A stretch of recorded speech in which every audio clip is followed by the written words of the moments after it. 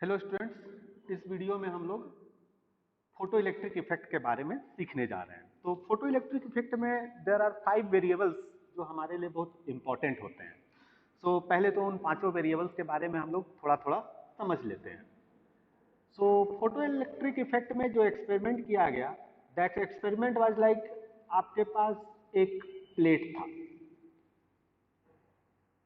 इस प्लेट को हमने किसी ट्यूब में बंद कर दिया and there is a hole through which photons will come. Photons इसके ऊपर आएंगे, फोटॉन्स विल कम, और इससे इलेक्ट्रॉन्स बाहर निकलते हैं। ओके, जब फोटॉन्स आ रहे हैं तो फोटॉन्स के बारे में we need to know two things. दो बातें हमें पता होनी चाहिए। पहली बात एनर्जी, कि फोटोन जो आ रहा है उसकी एनर्जी कितनी होगी। तो उसके एनर्जी का हमारे पास फॉर्मूला होता है एच सी बाय लैम्डा और एच न्यू और momentum into speed of light. इन तीनों में से किसी भी फॉर्मूले का यूज करके हम ये पता कर सकते हैं कि एक फोटोन की एनर्जी कितनी होगी जो फोटोन आ रहा है। दूसरी बात इसके बारे में जो जाननी होती है that is intensity. Intensity means in general ऐसा होता है कि energy per unit time per unit area को हम लोग इंटेंसिटी बोलते हैं, but here the intensity is actually number of photon. Number of photons को हम लोग इंटेंसिटी कहते हैं। Okay, so number of photons जो भी होंगे दैट विल बी इंटेंसिटी, ना कि एनर्जी होगा। दूसरा बात करते हैं इसके लिए, दिस इज द प्लेट। जो प्लेट मेटल प्लेट है हमारे पास, उसके बारे में देखते हैं कि वो क्या, उसकी क्या प्रॉपर्टी जाननी होती है। मेटल प्लेट से सिर्फ एक ही बात समझनी होती है, दैट इज कि मेटल प्लेट से इलेक्ट्रॉन को निकलने में कितनी एनर्जी की रिक्वायरमेंट होगी, and that energy is called threshold energy, या इसे कुछ बुक्स में वर्क फंक्शन भी कहा जाता है। इसका सिंबल कभी एनर्जी थ्रेशोल्ड लिखेंगे तो ई नॉट से डिनोट करते हैं, और वर्क फंक्शन लिखते हैं तो फाई से डिनोट करते हैं। और इसके लिए भी कुल मिला के दो फॉर्मूले होते हैं, H C by lambda naught plus equal to H nu, equal to H nu. Okay, H nu not.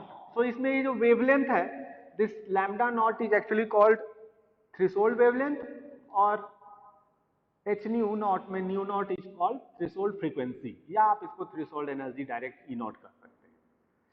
तीसरा, जब इलेक्ट्रॉन निकल जाता है तो इलेक्ट्रॉन के पास भी एनर्जी होती है, जिसे आप ई इलेक्ट्रॉन के नाम से डिनोट कर सकते हैं। तो इलेक्ट्रॉन के पास जो एनर्जी होती है वो हम लोग in general half M V square से डिनोट करते हैं, क्योंकि उसके पास काइनेटिक एनर्जी होगी।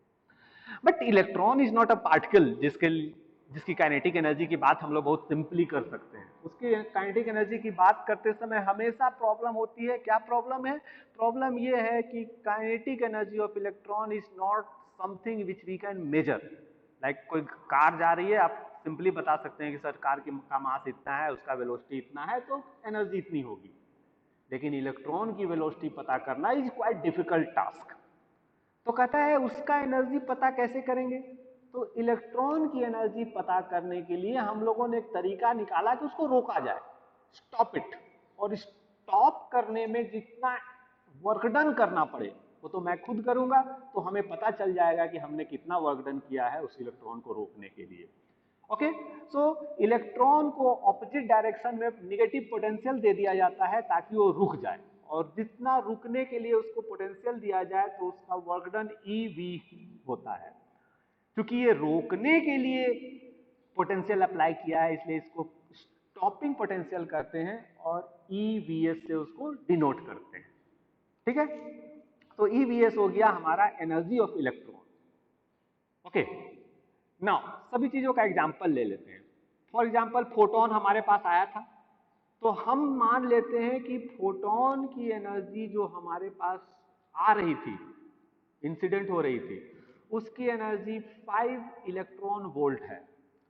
सेकेंड, प्लेट, प्लेट में मान लेते हैं कि 3 इलेक्ट्रॉन वोल्ट एनर्जी खर्च हो जाती है इलेक्ट्रॉन को बाहर निकलने में। इलेक्ट्रॉन को बाहर निकलने में 3 इलेक्ट्रॉन वोल्ट की एनर्जी खर्च हो जाती है। ओके, सो बचेगी कितनी?